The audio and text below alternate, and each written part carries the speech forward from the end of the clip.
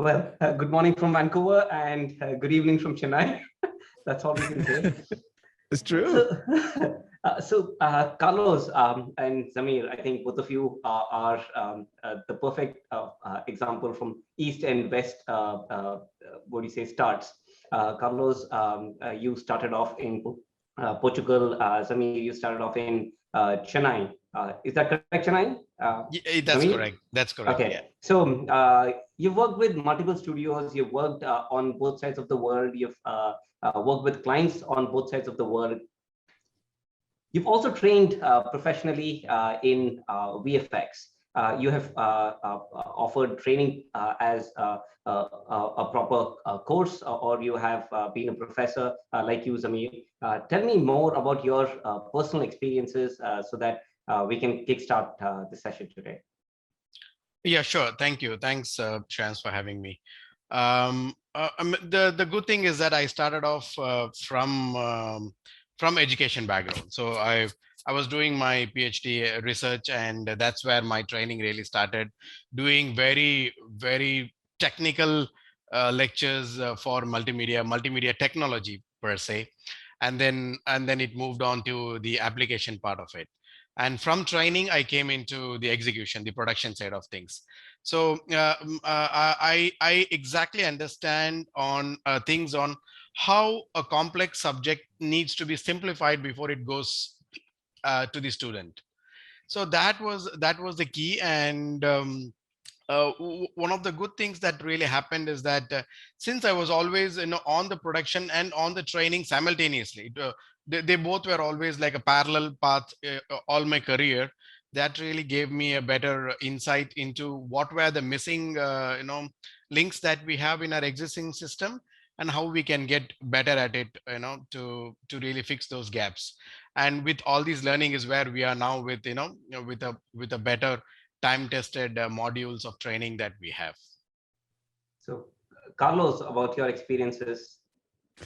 I believe I started the opposite way. So I started in production, and naturally, I don't know if it's because my mother is a teacher, and I've always been involved with watching classes. So for me, it's been always fascinating to help other people. So for me, I started as a visual effects professional. And naturally, I felt like this intuitive need to help others and share the knowledge. Even between our group of colleagues, we would share a lot. There was a lot of competitiveness, but we would still share. And eventually, I ended up starting training the runners. So the guys that were serving coffees and bringing stuff around, I ended up doing that after hours. So for me, it was like more of a sharing feeling that I had, and also because I would feel like the internal the internal training that was present in these companies was not really adequate. So it's more like the training is here, do it when you want, but no one was really overseeing it. So for me, it was more about, let me see if the results are way better if I start overseeing it, and if I start putting a lot more love into it and passion into it, and the results suddenly were outstanding. Like these guys could go from serving coffees to suddenly doing senior shots on a major blockbuster movie, and that for me was what was driving me. It was like seeing the results, seeing how different we could do things from what was the normal institution. So what I understand is from both of you is there was a lot of passion. And there was also a necessity. You both were very passionate about teaching or the art of VFX itself.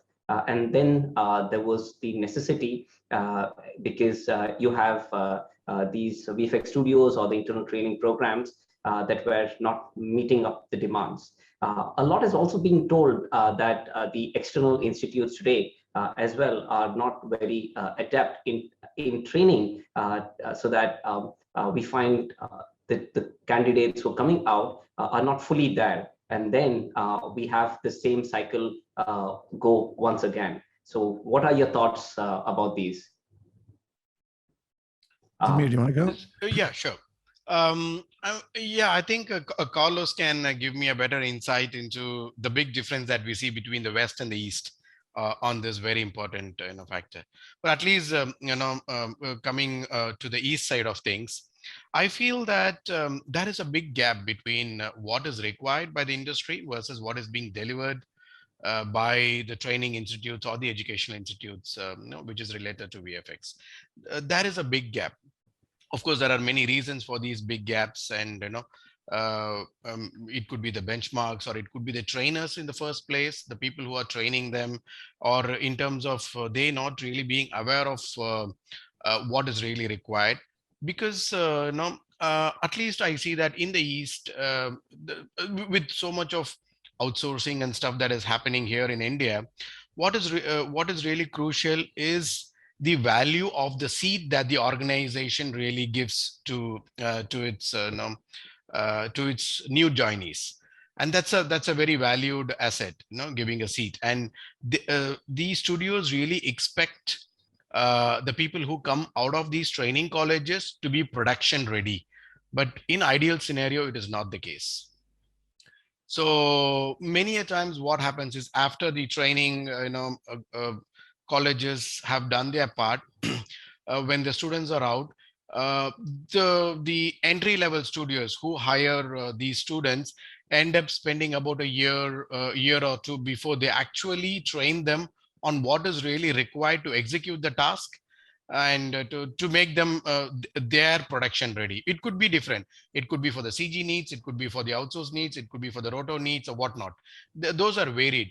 What is expected from a production house per se in the East is a production ready personnel coming out of a training college, which is not the case in reality. I totally agree. I think that is the biggest concern. I also was a student at a big visual effects school, and I was very critic about how things were being done, were being presented, and to be honest, like what I've seen until now, it's not getting better; it's getting worse.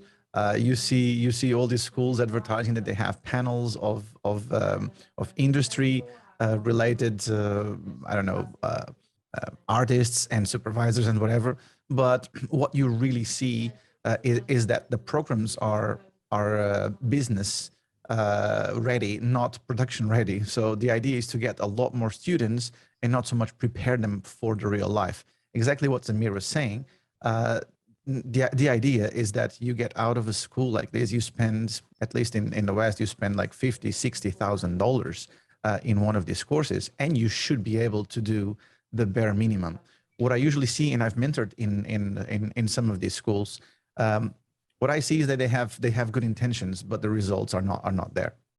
They have a program that it's either too generalist, and the idea is to get as many students as possible to then give them the options. Like just in CG, you have like 10 different departments where you can go. So basically the course, if your course can capture every single one of these areas, you'll get as many students as you get. And then you'll say like, oh, eventually they will all find a job. Like this is the most thing that I see advertising. Everyone finds a job. I was like, sure, everyone finds a job after the institution that actually hires them trains them again. So this is it's very simple to advertise, but very difficult to show. There are some institutions that are showreel makers, and what I would see is like people still getting out of a house that is a showreel maker, like, and presents you an amazing showreel. There still needs to train these people because they are not production ready. So totally agree, like with Zameer when he says like this is the game changer. How can we get proper insights of what is needed inside a company to the students? That's interesting. Interesting perspectives. On one of the points that you touched, Carlos, I want to talk about was that these institutes focus a lot of the time in giving small snippets across in the multiple facets of VFX. Would you think that a generalist role is a much better role for these institutes to teach, or that they should follow a very specialized approach in training someone in a very specific area? So, I mean, your experiences, what do they say? Well, a visual effects generalist is also a specialization inside the CG world. So the problem here is like when I'm teaching someone, I give very generic terms in terms of the surroundings of visual effects, the context of visual effects. It doesn't mean that for you to be a compositor, you have to know how to model. You need to know what is modeling, but you don't necessarily need to know how to rig. So this is the problem. You see, like all these courses, they have all the disciplines, and each one of the disciplines takes one lifetime to master. So you will have to choose. Like it's too big. Like, the world is too big for someone to know pretty well every one of these things. So I would say that an initial generalist approach should be good to give context to it, but then you have to specialize, because that is the specialization that will give the person a job. Because you cannot say, oh, I'm a specialist in everything. No one is going to believe that in 2 years you've mastered all the disciplines. So you end up not even having one of them nailed, and you're trying to show progression in all of those. So I would say definitely go with the specialization. And inside the specialization, there's so much to talk about that there is a lot. There's a lot to go through. What do you think, Zameer? Zameer. No, I mean, I absolutely agree to that, Carlos. I mean, absolutely. So what happens is, it's like pyramid, right? You need to know a general awareness about VFX. Then you need to know a bit more awareness about the domain that you're in. It could be 2D or it could be 3D or whatever. And then you will have to specialize on one of the skill, because unless you specialize on any one of the skill, you're still not production ready. Yeah. And being a generalist is the zenith of is the zenith of the career. You can't start off a career being a generalist. So that said, also just wanted to add one more point to that, Carlos, especially in this side of the world's context. Yes, at least in the Western world, I see that there is a good enough time for the courses per se. It could be 2 years, it could be 3 years, or it could be 4 years. But here in this part of the world, they think a 6 months vocational training makes you production ready. So, I mean, it's sometimes it's pitiful to think on that context, saying that in 6 months you get trained on something and you become production ready. And the point that we are missing here is that there isn't due respects and due focus given to the skill. It is only given to the application awareness. If I need to put this into right words, let's take Photoshop, right? If anyone wants to learn Photoshop, it's going to take a couple of months before he really knows Photoshop. But that is a tool. But then, do you want to become a matte painter using it? Do you want to become a texturing artist using Photoshop? Or do you want to become a designer using a Photoshop? Requires good enough time. And we are not putting that time into developing the skill, but putting a lot of time into the software application awareness, and call themselves as production ready. Yeah, that's true. And I would add one more thing to this, which is for me, probably the most important thing is to find the right candidates. Whenever I'm teaching, I usually tell people, let's say I have a group of 10 students, that this area of visual effects is not for everyone. Sure, I'm really pleased to have more students, but for me, it's more about finding the talent, because out of 10, I would say 2 or 3 are going to be the ones that are going to be working in visual effects.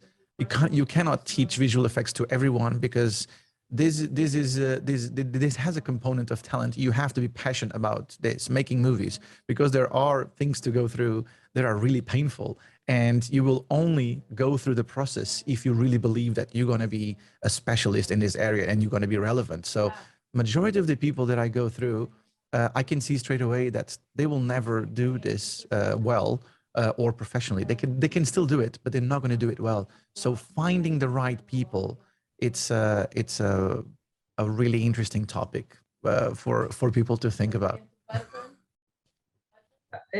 Interesting, Carlos, but and Zameer as well. there is this button pushing approach is what Zameer has highlighted on.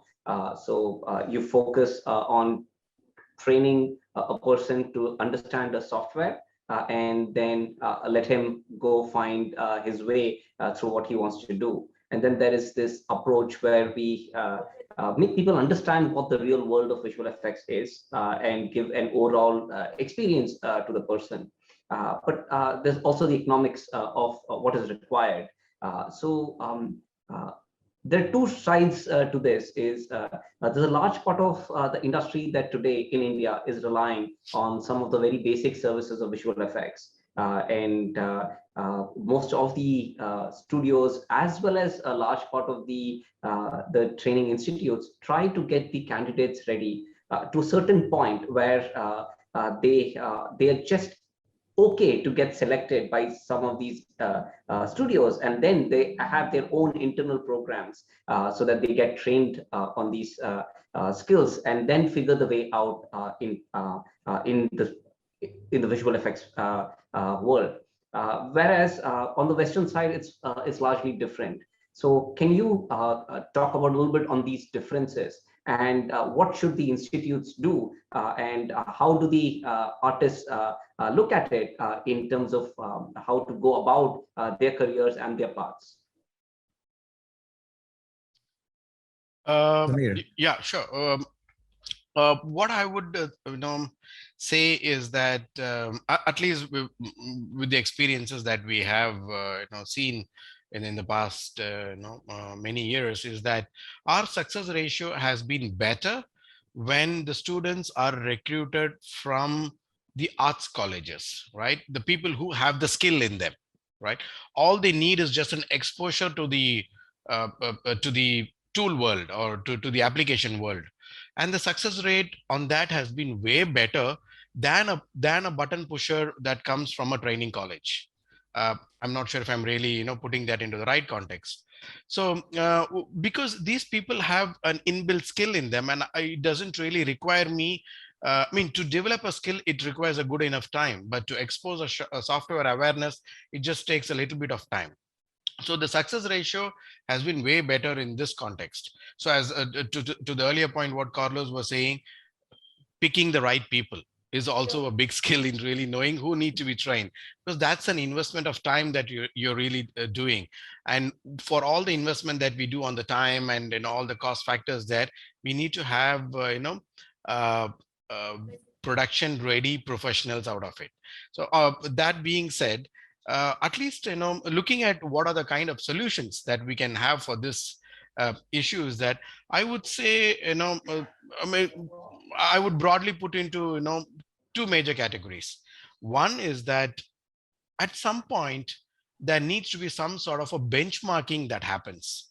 One, benchmarking to the kind of institutions that we have, where there is a certification saying yes, the content that is being delivered by, say, a institution or a training center is really worthwhile, and it is in line with what is required at the professional world. Benchmarking there. And the second benchmarking, what is required, is the benchmarking of the trainers who do the training to the other people there. Because many a times what we see is mostly the trainers that we have here are the people who have passed out on the earlier year, who's not got a job, becomes a trainer.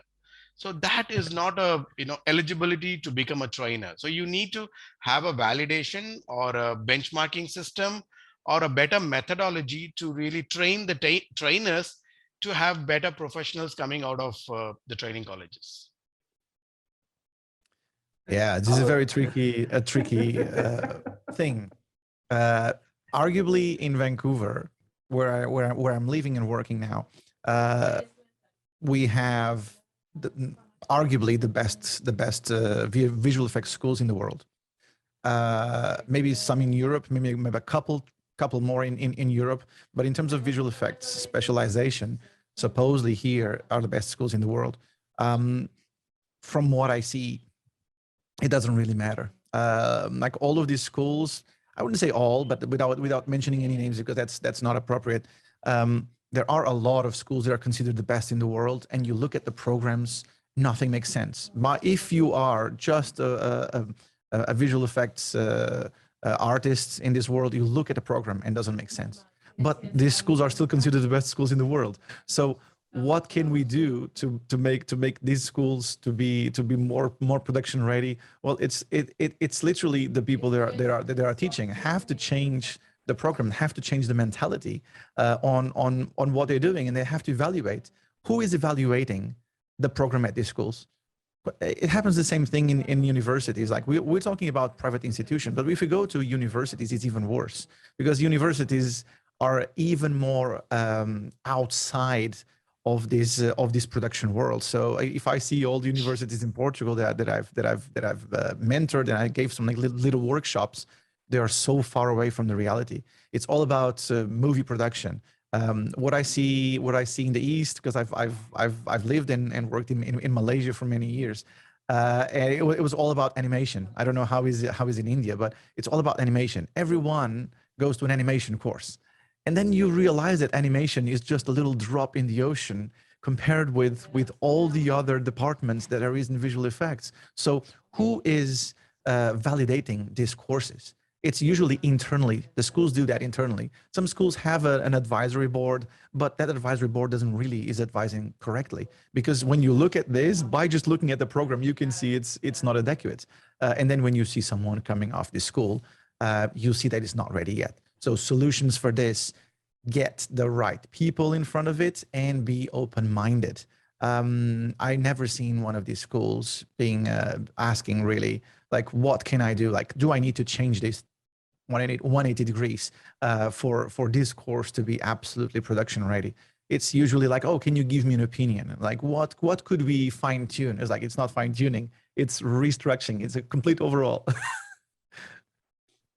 So it's very challenging, but this is why I've created my own program. And but again, like, business wise is completely different. Like the little groups that I train compared with the masses that are being trained by these big institutions. I would just want to touch one more point on that, Carlos, to your point. Many times what I see is that the success ratio of the courses that you're saying depends on how many people get the job. Yeah, exactly. Not the quality of the content that is being delivered. So exactly. How do you really, match these two together? Well, because it's very easy to claim. It's very easy to claim the success because nowadays there are a lot of demand for visual effects artists. If you ask me 5 years ago, all of these schools were begging for having an internship, or having someone doing a practicum for 2 weeks. Okay, and that would still be considered a placement in the industry. Nowadays, anyone can be a visual effects artist. That doesn't mean that when you hire someone, that person is ready. It's by far not ready.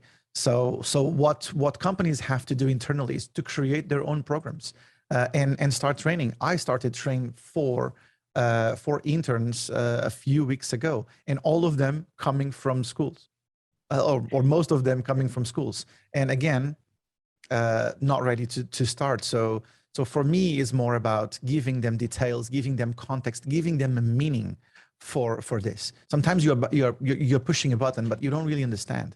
I don't know, you are changing the settings of the motion blur. You don't understand photography. So what I start to do is like, forget about motion blur. Let's talk about photography. How this motion blur created. If I give you the context, if I show you the camera, if I show you the real life results, it will be imprinted in you on how to deal with this. So if you understand photography, you understand roto, and that's where we start. This is why for me it's this game of teaching is really interesting. It's not about how soon you deliver the tricks, is how can you get the person to be really critic about their own work, because they understand the reality so well that they know it's still not correct. So that is the fun side of this. It's just difficult to find like-minded people. So just wanted to check on this, is that how much of an onus does studio really need to take to get this system working?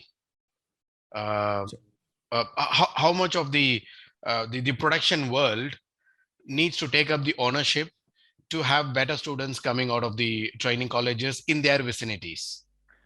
It's difficult. It's two different businesses. It's two different businesses. The thing that's the what the industry could do is just to open more internships. Let's see, like for the best students coming out of these schools. But this is what naturally happens. But it's two different businesses. The industry, like all these visual effects houses, their business is making movies. It's not training people. It's making movies. And the schools, the business is to actually have more students. So those two are two complete different objectives. I've never seen many companies that can actually combine them. What they usually do is they absorb that. So they don't really communicate with the schools. The companies do not communicate with the schools. They have eventually an artist or two that comes there to mentor. And usually what happens is like the reception is a bit like, ooh, are you going to tell them the truth? And it's somehow uncomfortable because it's really difficult. Like you go to one of these visual effects institutions and you tell them you're wrong, like you were taught wrong. This is really uncomfortable. So what usually companies try to do is like, we don't care where the students are coming. We have internally a program that will train them in our specific pipeline, in our specific tools. That's what the companies do. Ideally, that would be very interesting to have schools coming to the companies and saying, what do you need? And tell me specifically what do you need. But I don't think we're still quite there. And you touched on the topic, Carlos and Zameer. A large part of the industry now has their own set of training programs specific to their own pipeline. While I have two other questions very related to that, let's talk about these specific programs and what's the importance of them on from a student perspective. Do I actually need to take a specific course outside at any training institute? Or do I self-train myself and try to apply at one of these larger studios who have their own internal training programs and start my career off from that? So is there any thoughts you have for the studios as well to think a little bit more on what they should be doing and some inputs specifically to training institutes as how they could focus more on the concepts of visual effects, because largely most studios will have their own pipeline and sometimes even proprietary tools which they would want the students to start using or the prospects to start using, and another wrinkle there. So what would your advice be to both the studio side of the world as well as the training side of the world? We'll go with you, Carlos, on this one. Yeah. Right. Another delicate topic. Well, pipeline is not a problem. Pipeline is something that you being good at what you do, you should be able to go to any company and have a solid week or 2 or 3 of specific training for the pipeline. Pipeline is about how do you publish a shot? How do you pass your information to the next department? This is the kind of stuff that companies, training institutions shouldn't focus on. Like, this is not really the need because each company has its own way, but that's just the cherry on top of the cake. They should be focusing on building the cake. And that for me is the biggest issue. Is like they don't teach them how to build the cake. So we needed a bit more. We needed a more context, more using the tools that these companies are using, and the tools are sometimes like a very restricted list, and they are still not being taught correctly. So I don't think pipeline is like the actual game changer. It doesn't have to be trained in these training institutes. It's just like, for me, I'm completely agnostic in terms of tools and whatever. For me, it's more about the knowledge. If you know how to roto, you know how to roto in Nuke, in Silhouette, in Noodle, in whatever tool they put in front of you. It will take you a bit more time or less time according to if the tool is adequate or not, but you know how to roto. And that is a universal thing. What do you think, Zameer? Definitely. I just have a bit of a different perspective here. One is that again, coming back to the point of benchmarking, this is something that I would also want to take it up from the production person. Let's have a scenario where we have a self-trained or self-taught person who applies for a production studio, and then we have a person coming from a branded or training college. Institute. Yeah, branded training college. Honestly speaking, are we treating them both equally? The production studios? No, there is a bias already baked into it. So because the reason for this bias is because we do not have a common benchmarking, common platform to say that, or a common accreditation to say that a person who is self-taught is equally on the same platform versus the person who is coming out of a branded $1 million training institute. Right? But are we going to treat them both equally? Is the onus that we have to take. We have to take as studios. Yeah, and yes. that is a screening. That is a screening that we have to take as a production studio to pick up the right person. Right? That's an onus. One. The second thing is that yes, we do have the training programs that we do internally to make them quickly adaptable and get into the production ready systems. I would also say that studios, at least the smaller tier studios, should own up a little bit of sharing these modules with the training colleges, or at least the training colleges in their vicinity or in their in the area, to tell them that this is what I need. Or let's take a concept of outsourcing what I need to a training college. This could happen, but this is not happening in reality because the training colleges do not want to adopt the module that I'm giving to the training college, because the module that I am giving to the training colleges could be the entry level job that I can absorb from the student. It could be a roto artist, it could be a match move artist per se. But the person coming out of the training college, or the kind of gyan or the kind of illusion that has been imparted to the students of the training colleges is that you are going to become a creative director at day one. Right? But we need to make them aware that, okay, these are the entry level jobs. These are the first step that you need to take. And for this first step, this is what you need to do. That guidance ownership is not happening in the training colleges. They say that next day you're going to become an animation director there. But are we saying marketing, that? Right? Yeah, that's true. That's true. Yeah, that illusion needs to be broken, and the realities need to be taught there. And of course, I would say 50% of the owners also would be from the production studios, who try to share these modules to them to say that, yeah, please give us students who are production ready, than studios taking all the ownership of training here. It's true. Like, you can't imagine the amount of people that I see coming out of a school, fresh, never worked in visual effects, and they say they are compositors on their showreel. And I usually, when I'm mentoring at any school, I say, look, you have a compositing showreel. You are not a compositor. For you to claim yourself to be a compositor, you have to at least have final one shot. And you are absolutely not ready to do that yet. You have concepts. I've studied to be a compositor, and my first showreel, I wouldn't say compositor, as like, at least you would say junior. So if you've never come to shot in your life, how can you claim yourself to be a compositor? That is the most important thing. And there's also, to add to what you said, there's also different standards between different companies. You know this. You can probably working with 10 different clients, and each one of them has a little detail that they're doing different. So how, as a school, can you actually teach all of these things? Like, oh, that is the kind of exercise that I do with my students. I show them, look, if you're going to work on this company, this is what you're going to do.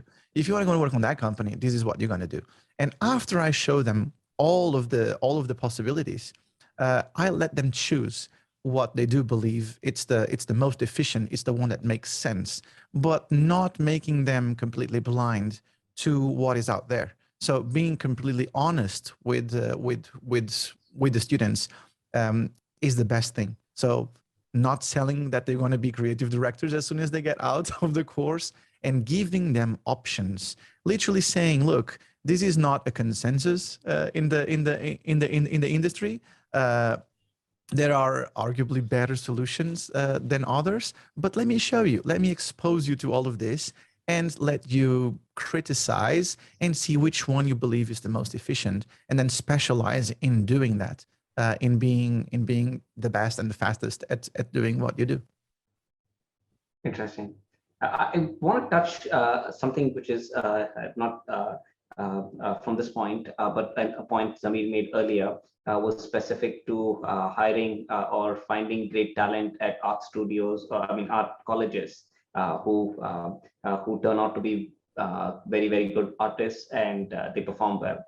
But as we all know, visual effects is this beautiful, amazing confluence of art and technology.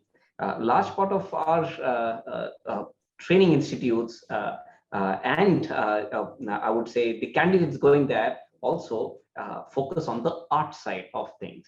But very few of them are focusing on the technology aspects of it. And it's very, very essential for the audience who's watching this to understand the importance of both of these areas and how they play a very vital role in the industry. So if either of you can highlight some of the points on here. Yeah, Carlos, do you want to go? Yeah. Yeah. So, well, I'm the best example in these situations. I'm a software engineer.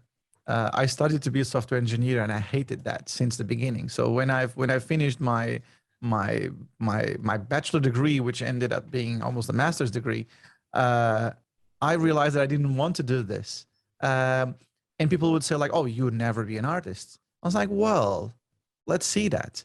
Because once you get into visual effects, and I started as a CG artist, I worked in the ArchViz industry, and there was a lot of technology, and that was what was calling me. I was like, oh my goodness, like this is technology, and you can use all the technology to create artistic things. And for me, that was drawing me into it. The problem is there is this concept that if you come from arts, you are a step ahead. That's not necessarily true. I wish I had a bit more artistic background, for sure. I would love to know how to draw. I don't know how to draw. When I say draw, is like draw proper things. So I don't have any of these concepts, but I do have other concepts. As an engineer, I know how to troubleshoot. I don't give up easily. So when I have a problem, I'm going to go deep into this and trying to find solutions. As a supervisor and as a leader of a team, that's what I try to do. It's focusing on the efficiency of things, and of course, like we eventually end up being creative. But before you can explore your creativity and your artistic skills, you need to know your craft. And you need to know how to model, right? Clay before you start actually doing your models. So that's what you focus on the technical side, is learn really well what to do, learn the concepts, and then allow that creativity to come out. I mean, do you want to add any few points on that? No, I totally agree with Carlos on that. Yes, I mean, it should be a balance of both, Sreyans. Like, technology is a tool, right? And it's just like a screwdriver. Either you use it to unscrew or screw the nail, or you use it to scratch your back. It depends on you. But if you exactly know for what you really need to use that screwdriver, you are able to utilize that technology well, right? You need to know the technology, but you need to have an arts background to be able to use that technology in its proper utilization value. Interesting. The interesting analogy there as well, Zam. I think we are coming close to the end of the session. So one thought from each of you. I'm just going to ask Carlos the first one. What is the advice you would want to give the trainers as to how they can develop better talent? What's that single piece of advice you give them? Go do some shots. That's the best advice that I can give to trainers, is actually go back to the industry and be relevant. For me, For me to be able to train, I need to keep being relevant, and that means staying in the industry. People say like, oh, if you're not good enough to do a shot, you'll end up being a teacher. That's completely wrong. I know a lot of people that are horrible at doing shots and they became teachers. So I understand that point of view, but I also know that the most passionate teachers are the ones that are relevant, that they love to do a shot and to search for efficiency and to like all of these little details. And they are really good teachers. It's just like it's difficult to find them. So my best advice would be go back to the industry and search for your relevance. Look around, see what people are really doing, see what companies are actually demanding, and then you can go back and say, look, I've updated, I've pressed the update button, and I've downloaded all of these new tips and tricks, and now I can show you more. That's what always was driving me to learn more and progress in my career. It was also to be able to teach more, and then just work on your communication skills and be empathic with people. Put yourself in their shoes.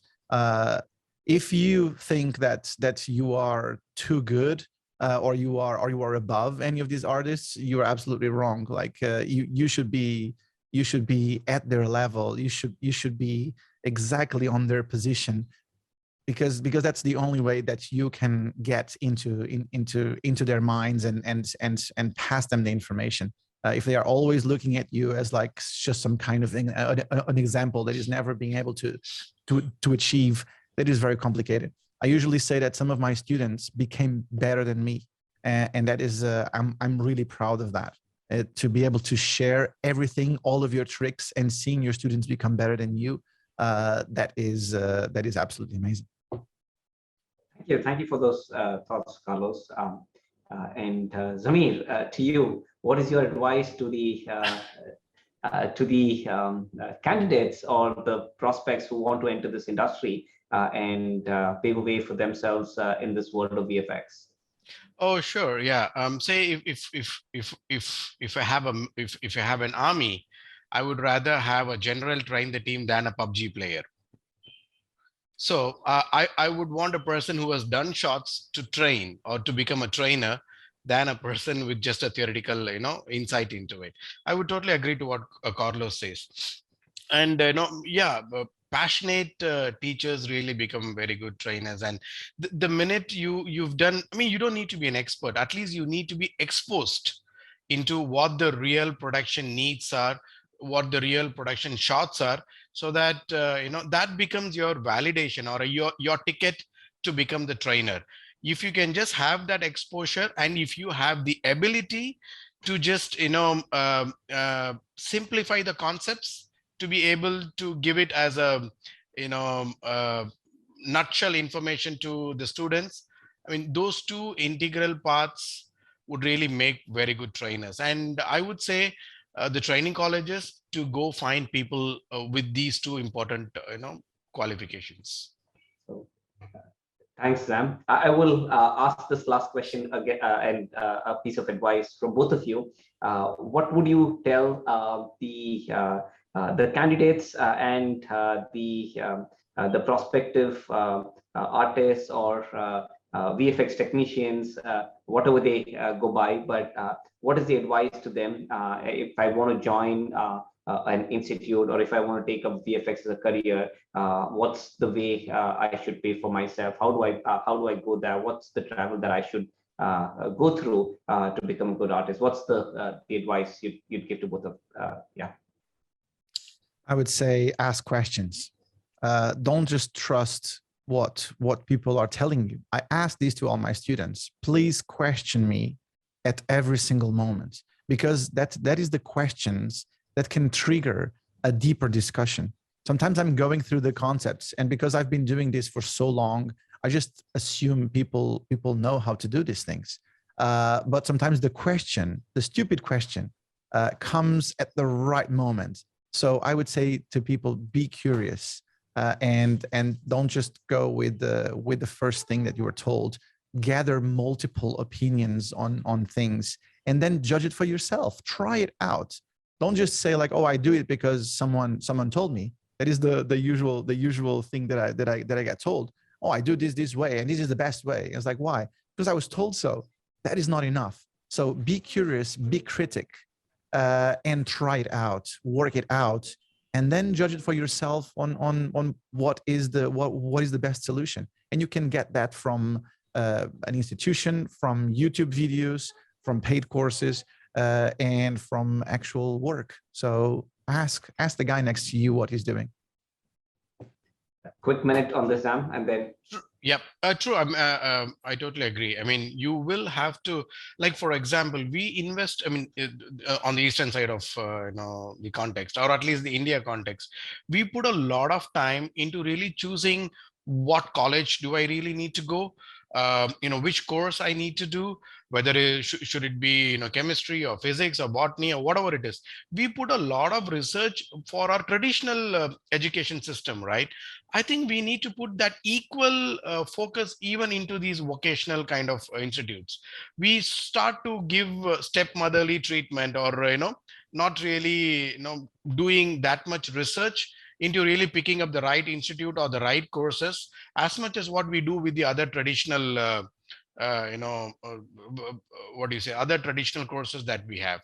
So I think, as I would want to second Carlos on that we need to put enough research into it, ask a lot of questions, get yourself exposed to what that is, and try to just do these small refresher courses to exactly know which is really comfortable to you.